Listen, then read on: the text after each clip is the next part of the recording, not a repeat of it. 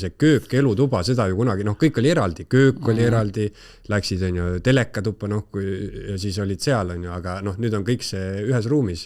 No köök oli eraldi, sellepärast, et inimesed tegid ise süüa.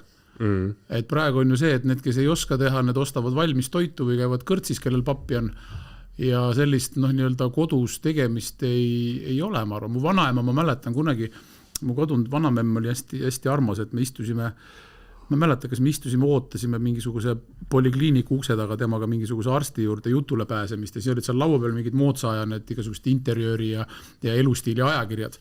Ja siis mu vanaema vaatas seal mingit asja, see oli seal mingisugune sisustuspreemia saanud mingisugune korteri lahendus, kus oli täpselt siuke elutuba ja köök olid koos, valge vaip, valged kapid, siuke peenike must vaas, kallaõis, viltu seal juures. Tead, sa oled näinud, ma tead, mis ma räägin, eks. Ja siis mu vanaema küsis, et kui need inimesed siin nagu silku praevad, et mis sellest köögis siis nagu järgib, ma ütlesin, vanaema, need inimesed söövad kaasaostetud sushit, nad ei prae silku, et neil on küll mingisuguse, ma ei tea, 70 tonni eest ostetud köögivarustust, et seal on mingid kõikvõimalikud igast fritüürid ja pliidid ja ahjud ja ma ei tea, mis kõik veel, aga ega inimesed ei tee süüa, ma arvan, et nii palju, et neil üldse seda kööki vaja on, et nad teevad mikrolainahjus oma mingisuguse roka soojaks ja teevad pliidi peal heal juhul keedavad teed omale, kui seda kiirkannu ei ole ja et kööki kui niisugust, ma arvan, et ei ole täna enam väga vaja, nii nagu vetsu ukse peale ei panda enam kas meeste või naiste, eks ju, lihtsalt käid seal kus vaja on. Ja.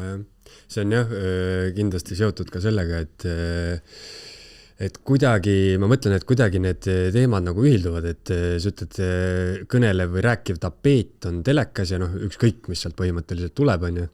Ja samamoodi see toidu tegemise kuidagi minetamine, et näiteks vaadates neid uusarendusi ja neid maju, on ju, siis ma usun, et kõik inimesed kujutavad täpselt ette, millised need korterid seal on ja nad on kõik nii ühesugused, et lihtsalt keeruline on kuidagi mingisugune ma ei tea, kas isikupära või asi on sealt ära kadunud, et ma kujutan ette, et täpselt nagu sinu vanaema siis ütles, et kui sa kujutad ette seda modernset elutuba, on ju, et valge vaip ei ole lihtsalt praktiline ju.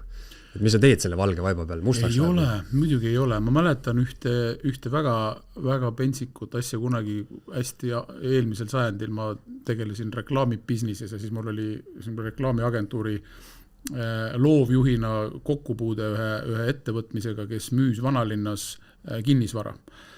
Ja me tegime neile reklaami ja asju ja siis me läksime ühel päeval fotograafiga ühte korterit siis nii-öelda nagu pildistama, et see oleks nii-öelda näidis, mis läheb ühe arendusena suurde mingisugusesse reklaamipülletään ja müük ja nii edasi. Ja lõbus selle juures oli see, et seda projekteerisid, seda ehitasid ja kujundasid ja kavandasid itaallased. Mis tähendab seda, et ma eeldan sealt head maitset ja kõike seda ja see oli olemas, kõik oli maitsekas, kõik oli väga stiilne, väga kvaliteetne. Aga seal oli nii, et ma astun vanalinna tänaval välisuksest sisse ja seal algas kohe selline 3 sentimeetrise karvaga valge vaip välisuksest sisse astudes. Ehk et ei mingit tuulekoda, ei mingit porimatti, ei mingisugust seda asja, et lihtsalt nii-öelda nagu astun tänavalt sellest oktoobrikuusest lörtsist otse elutoa valgele vaibale. Siis mõtlesin, et itaallased, et te olete käinud nahktallaga kingadega Rooma tänavatel, astute oma korteritesse sisse ja teete oma abikaasale põsemusi, aga meil on siin see, et selleks, et sinna valgele vaibale välisuksest sisse astuda, ma pean ilmselt mingisuguses trepikohas peab jalatsid ära võtma. Ei tea, Eesti esu.